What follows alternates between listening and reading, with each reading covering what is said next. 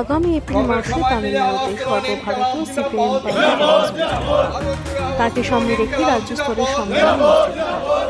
বৃহস্পতিবার চতুর্থ সিপিআই মোহনপুর গণতন্ত্র কমিটির সম্মেলন বামুটিয়া বেলুনিয়ায় অনুষ্ঠিত হয়। এই সম্মেলনে উপস্থিত ছিলেন মানিক সরকার, সিপিআইএম রাজ্য সম্পাদক জিতেন্দ্র চৌধুরী সহ আরো অন্যান্যরা। শুনুন জিতেন্দ্র চৌধুরীর প্রতিক্রিয়া।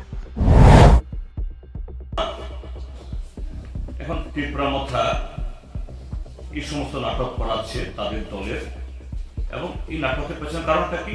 আসল কারণ পুষ্পবন্ত প্রসাদ নয়, কারণ মালঞ্চের নিবাসও এরকম একটা ইতিহাস বিজড়িত। সে মালঞ্চের নিবাস এখন কি? বিয়ে বাড়ি। মানিক্য কোর্ট কি? বিয়ে বাড়ি।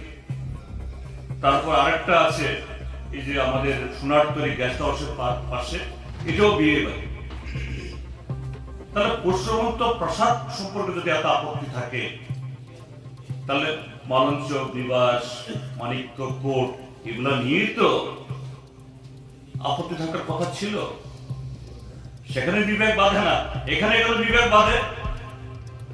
আসল কথা হলো ত্রিপুরা রাজ্যের জনগণের, বিশেষ করে ট্রাইবাল অংশের মানুষের দৃষ্টি অন্যদিকে মূল করার জন্য। সে অন্যদিকটা কি? ৩রা মার্চ ২০২৪ ইংরাজি সেই বরমড়াতে আরেকটা নাটক হলো যে আমৃত্যু অনশন, আমৃত্যু লড়াই যদি তার কনস্টিটিউশন সলিউশন না হয়, গ্রেটার না হয়, হঠাৎ করে এই ভিড়ের মধ্যে ফোন আসলো দিল্লি জানাবো।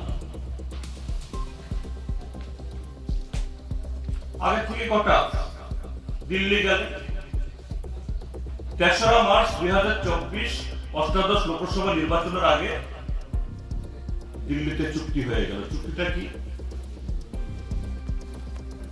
ত্রিপুরাকে 2টা লোকসভা কেন্দ্র একটা একটা করে দাঁড়াবে, কিন্তু মথার লোক দাঁড়ালেও তার চিহ্ন হবে পদ্মফুল। ভূভারতে যেটা কোথাও হয় না। একটা নামকে বাস্তে চুক্তি হল। এই চুক্তিতে গ্রেটার ত্রিপুরাল্যান্ড এই শব্দ একটাও বসাবার সুযোগ হল না। লেখা হলো টাইম বাউন্ড, 6 মাসের মধ্যে চুক্তি কার্যকরী হবে। সময় ভিত্তিক, এবং সে সময় হলো 6 মাস। মাঝখানে লোকসভা নির্বাচন গেল, তাদের যা স্বার্থ সিদ্ধি করার হয়ে গেল। তো মার্চের 6 তারিখ থেকে স্বাক্ষরের 6 মাস হয়, সেপ্টেম্বরের 6 তারিখে 6 মাস পূর্ণ হয়। এই 6 মাসে এই চুক্তি নিয়ে একটা আলোচনা হলো না, একটা বৈঠক হলো না, দিল্লি থেকে কোনো প্রতিনিধি সফর করলো না। প্রণব নল তারপরে কি জবাব দেবেন? সেপ্টেম্বরের 21 তারিখ দিল্লিতে একটা মিটিং হলো। কি মিটিং?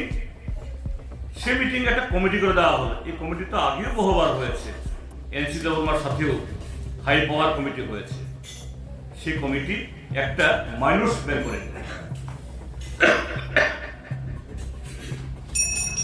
তারাও বলেছিল 6 মাসের মধ্যে ত্রিপুরাল্যান্ড হবে যদি বিজেপি আইপিএফ সরকার আসে। কিন্তু সেই এম্পাওয়ার কমিটি বা হাই পাওয়ার কমিটি একটা মাইনস বের করলো।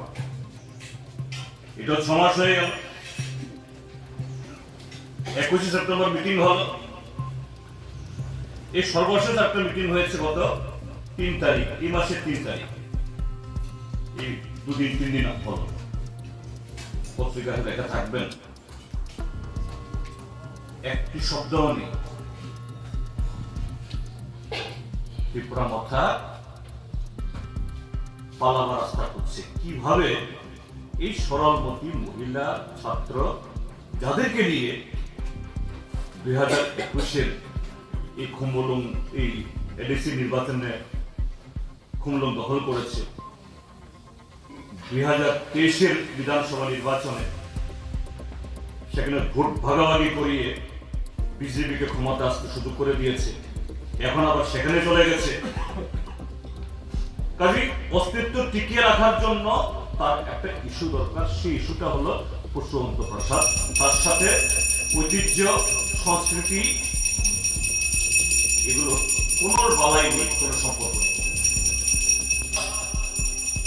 এই ত্রিপুরা রাজ্যের মধ্যে ভারতীয় জনতা পার্টি এবং ত্রিপুরা মথা,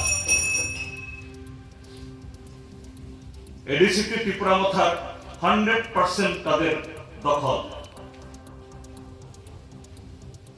4 বছর ধরে নির্বাচিত ভিলেজ কমিটি নেই।